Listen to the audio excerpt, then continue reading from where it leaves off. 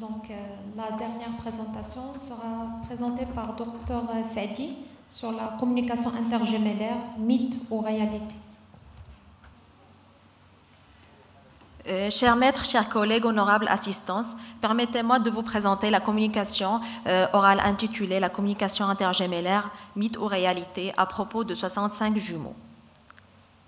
On va adopter le plan suivant. Après une brève introduction, on va proposer les buts de cette étude, les matériels et méthodes utilisés, les résultats, une discussion avant de conclure.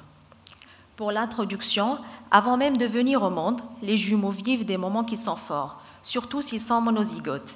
Les fœtus jumeaux partagent tout, le nid, l'ensemble des vibrations qui leur arrivent de l'extérieur. Ils entendent aussi les battements de cœur de leurs voisins. Pour eux, la vie, elle commence en double. Tant d'études ont décrit la relation intergémellaire.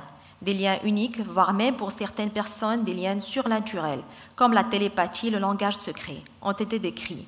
Mais la période néonatale reste la période la plus fascinante, mais la moins explorée.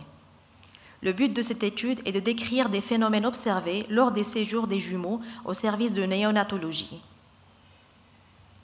Pour les matériels et méthodes utilisés, c'était une étude prospective, descriptive, portant sur 65 jumeaux, soit 130 patients, dont l'un ou les deux jumeaux ont été hospitalisés au service de réanimation néonatale à l'hôpital mère-enfant CHU Mohamed VI de Marrakech. Parmi les 65 jumeaux, 85% étaient du même sexe, avec 44,6% des jumeaux garçons et 40% des jumelles filles, avec un sexe ratio de 1,1. Dans 38,4% des cas, les deux jumeaux ont été hospitalisés durant la même période.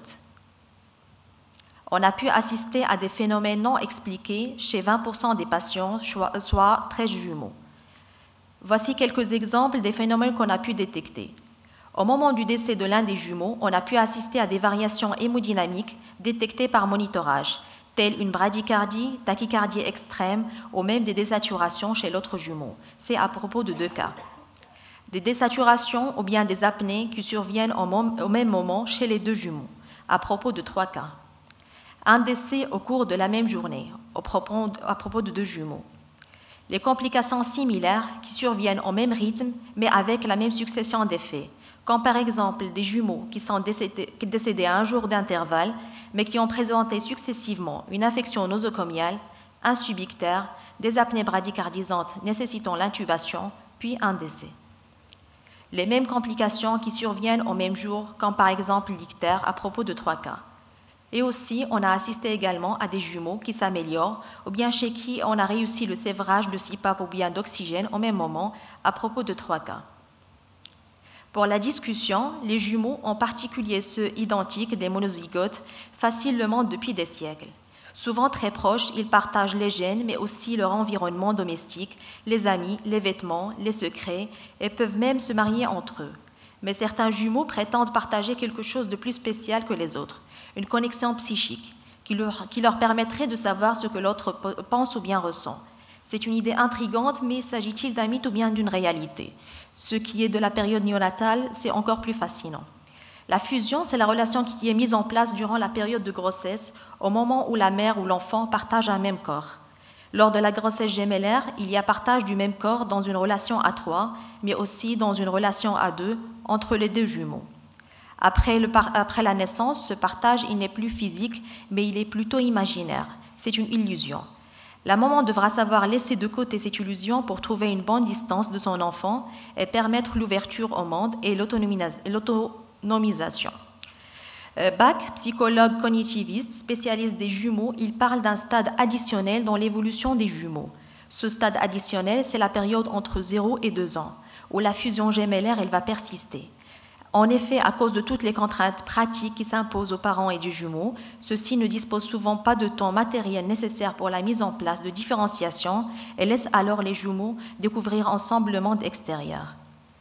Mais durant la vie néonatale, les connexions ils se font à l'état brut, sans intervention de la société ou bien de l'entourage qui impose certaines pratiques ou bien certaines attitudes, d'autant plus qu'ils sont hospitalisés loin de toute influence environnementale. Les difficultés qu'on a trouvées pour ce travail, c'est que cette étude était basée surtout sur l'observation des jumeaux qu'on a hospitalisés au service de néonatologie. Il n'y avait pas de référence médicale, pas d'articles médicaux qui sont publiés, d'où l'originalité de cet article, et c'est une population qui est difficile à explorer. Comme conclusion, la gémellité, elle existe depuis la nuit des temps, et ce duo, à part, intrigue et soulève de nombreuses questions. La connexion intergémellaire, elle reste un thème qui est mystérieux, à cheval entre le médical et le psychologique. Ce sont des phénomènes vécus et objectivés, mais qui dépassent parfois le rationnel, chez une population qui est difficile à explorer. Et je vous remercie. Merci beaucoup, Dr Saidi. C'était agréable d'entendre cette présentation et votre façon de présenter les choses. Et finalement, c'est un mythe ou réalité? On ne sait pas. En fait, c'est effectivement très original comme sujet. Mais moi, autant néonatologue aussi, je trouve du mal comment vous avez, c'est-à-dire rattaché ces événements, type d'apnée, bradycardie et tout ça, à l'événement sentinelle de son frère. C'était au fait l'idée de notre professeur Nadia Slatin, qui a fait l'observation des jumeaux, des faits qui se répètent durant la même période. On a même vécu des phénomènes qui se répètent chez deux nouveau-nés qui sont même dans des deux boxes qui sont différents. L'un commence à désaturer et l'autre le suit. C'était vraiment très fascinant. La parole est à la salle. Merci beaucoup. Merci. Oui, donc je vous remercie énormément. Donc en tout cas pour le concept général de réaliser ce travail. D'abord ma question, donc c'était une étude un peu, ça veut dire observationnelle sur prospective, c'était ça? Oui, c'était prospective. Donc un autre point, c'est que vous avez parlé des infections nosocomiales pour les deux jumeaux. Est-ce que c'est mythe ou vrai? Il faut voir les autres qui sont à côté. Les autres qui sont... Si tout le monde est décédé sur le service, ça c'est une mythe. Par contre, si c'était vrai que les deux, c'est réalité. Donc, vous avez une idée sur le point d'infection nosocomiale? Pour les infections nosocomiales, je l'ai introduite dans la succession des faits, surtout à propos de jumeaux. Pour l'ictère, c'était la complication qui se répétait le plus.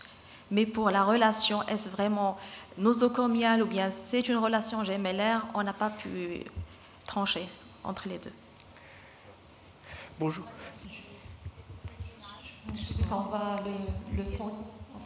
Il faut arrêter. Le 32% qui étaient hospitalisés durant la même période. Oui, dans les deux jumeaux ont été hospitalisés durant la même période. Oui. Donc, comment vous avez pu rattacher pour les autres? Donc, est-ce que la totalité, tous ces bébés-là étaient hospitalisés à des moments différents?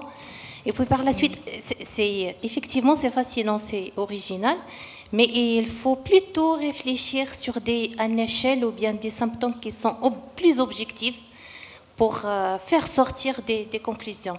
D'accord? Parce qu'en général, les nouveau-nés ont les mêmes facteurs de risque pour qu'ils développent l'ictère, pour qu'ils développent l'infection, pour qu'ils développent les apnées s'ils sont prématurés. Donc, oui.